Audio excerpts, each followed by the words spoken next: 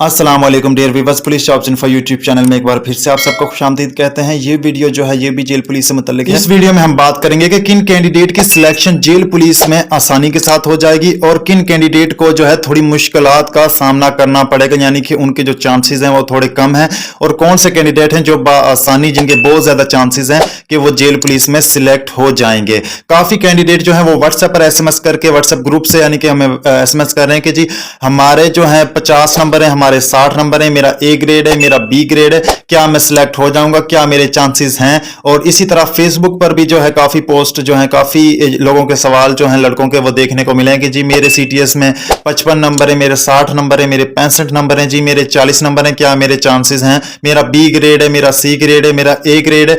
इसके बारे में जो है इस वीडियो में हम कंप्लीट इंफॉर्मेशन जो है शेयर करेंगे आपके साथ। वो कौन से कैंडिडेट हैं जो इजीली जेल पुलिस में वार्डर की पोस्ट के लिए सिलेक्ट हो जाएंगे, और वो कौन से कैंडिडेट हैं जिनको कुछ मुश्किल का सामना पेश करना पड़ सकता है, यानी कि उनकी जो सिलेक्शन है वो थोड़ी मुश्किल हो जाएगी। तो वीडियो को शुरू करते हैं। इस वीडियो पे आपने 100 लाइक कंप्लीट करने हैं। 100 लाइक इस वीडियो का टारगेट है। और अगर आप चैनल पर कहीं पहली मर्तबा आ गए हैं तो चैनल को सब्सक्राइब लाजमी से कर लेना, क्योंकि पुलिस भर्तियों से मुतल्लिक तमाम इंफॉर्मेशन, तमाम जो न्यूज है वो इस चैनल पर आप लोगों के साथ शेयर कर दी जाती है। वीडियो को शुरू करते हैं जी। और सबसे पहले आप लोग एक बात नोट फरमा लें कि जो मेरिट है वो हर रीजन का अलग-अलग बनेगा। आपके रीजन के हिसाब से साहिवाल रीजन और लाहौर रीजन, इन रीजन में जो मेरिट है वो कुछ ज्यादा बनेगा as compare to other regions, क्योंकि जो लाहौर है और साहिवाल है इनमें जो कैंडिडेट हैं वो ज्यादा हैं as compare to other regions, और इनमें जो सीट्स हैं वो भी थोड़ी ज्यादा हैं दूसरे रीजन के मुकाबले में। तो इन दो रीजन में जो मेरिट है वो कुछ ज्यादा बनेगा। बाकी जितने भी रीजन है उनमें कुछ मेरिट है वो इनसे लो होगा। और डियर व्यूअर्स, अब आ जाते हैं आप लोगों के सवालात की तरफ कि मेरे 55 मार्क्स हैं, मेरे 60 मार्क्स हैं, मेरे 70 मार्क्स हैं CTS में, और मेरा जो ग्रेड है वो A है, A+ है, B ग्रेड है, C ग्रेड है,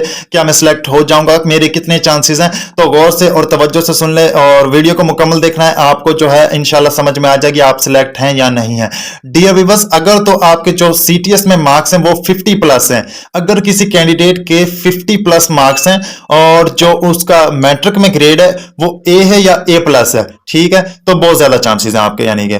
और अगर आपके 70 मार्क्स हैं, 60 to 70 मार्क्स अगर आपके हैं और जो आपका मैट्रिक में ग्रेड है वो A है या A+ है, तो आप समझ लें आप रिकमेंड है आपके, यानी कि 100% चांसेस हैं आप सिलेक्ट हैं। और अगर किसी कैंडिडेट के CTS में जो मार्क्स हैं वो 50 से कम है, यानी कि 40 और 50 के दरमियान में अगर आपके कुछ मार्क्स हैं और आपका जो ग्रेड है वो B है या C है, तो बहुत ही, यानी कि अफसोस के साथ आप कहना पड़ रहा है कि आपके जो मार्क्स हैं वो CTS में कम है। अगर तो आपका जो ग्रेड है वो B है या C ग्रेड है, तो आपके जो मार्क्स हैं CTS में वो आपके 60+ होने चाहिए, 70 और 60 के दरमियान में आपके कुछ मार्क्स होने चाहिए। अगर तो आपका B ग्रेड है या इससे कम है, C ग्रेड है। अगर आपके यानी कि 40 से 50 के दरमियान नंबर हैं तो आपका जो ग्रेड है वो A+ होना चाहिए। अगर किसी का A+ ग्रेड है, 50 से कम नंबर अगर CTS में है तो उसके चांसेस हैं, अदरवाइज 50 से कम मार्क्स वालों के जो चांसेस हैं वो नहीं है, ठीक है। अगर तो आपका A+ ग्रेड है या A ग्रेड है, CTS में अगर आपके 50 नंबर से कम नंबर हैं तो आपके चांसेस हैं, अदरवाइज कोई चांसेस नहीं है। और एक और जो सवाल है वो बहुत ज्यादा पूछा जा रहा है कि जो यानी कि सीट्स की डिस्ट्रीब्यूशन होगी, क्या यानी कि हर जिले को अलग सीट्स मिलेंगी?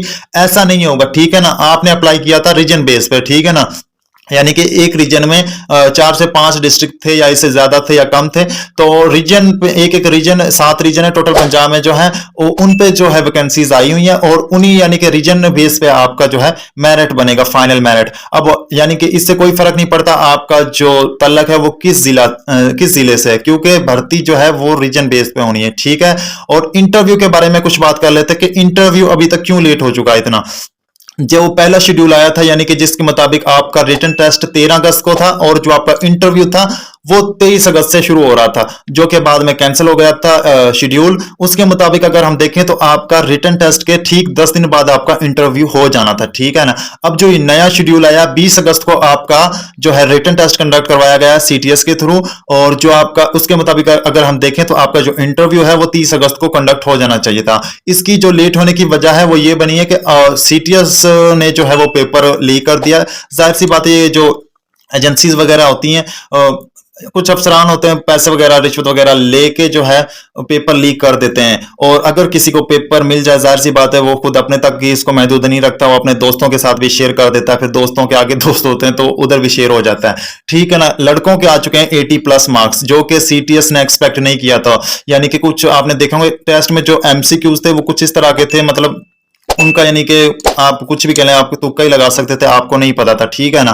पेपर देखा था मैंने भी जो है ना, 80 मार्क्स यानी कि आ सकते हैं, इतना मुश्किल मतलब 80 to 85 मार्क्स इजीली, मतलब अगर कोई इंटेलिजेंट बंदा है तो उसके आ भी सकते हैं, ऐसा नहीं है, मगर जो है ना बहुत कम लड़कों के चांसेस होते हैं। और उधर जो है ना सीटीएस ने पेपर लीक किया है, तो उसकी वजह से लड़कों के काफी ज्यादा लड़कों के जो 80+ मार्क्स जो है आ चुके हैं। तो जिन लड़कों ने अपनी मेहनत से नंबर लिए थे उनके साथ तो जारी बातें ज्यादती है, बहुत बड़ी ज्यादती है। तो इसके मसले के हल के लिए ना आईजी साहब ने जो है जिन कैंडिडेट के 80+ मार्क्स हैं उनको उधर बुलवाया लाहौर। ठीक है, जो भी आपका रीजन है, तो आपने उधर जाना है, और मतलब अभी उनका जो है ना मसला हल हो रहा है। इस बारे में जो है ना 1 सितंबर के बाद जो है ना क्लियर हो जाएगा उनका क्या करना है। न्यू पेपर उनका लिया जा रहा है मेरे ख्याल से, और इसके बाद यानी कि 5 सितंबर तक इंशाल्लाह आपका जो इंटरव्यू है उसकी डेट आ जाएगी, यानी कि 10 सितंबर तक इंशाल्लाह जो आपके इंटरव्यूज हैं वो हो जाएंगे क्लियर। इसके बाद लग जाएगी आपकी फाइनल मेरिट लिस्ट, और अगली वीडियो में हम बात करेंगे कि मेरिट लिस्ट लगने के बाद जो नेक्स्ट प्रोसीजर होगा आप लोगों का वो क्या होगा। और मिलते हैं अगली वीडियो में। अल्लाह हाफ़िज़।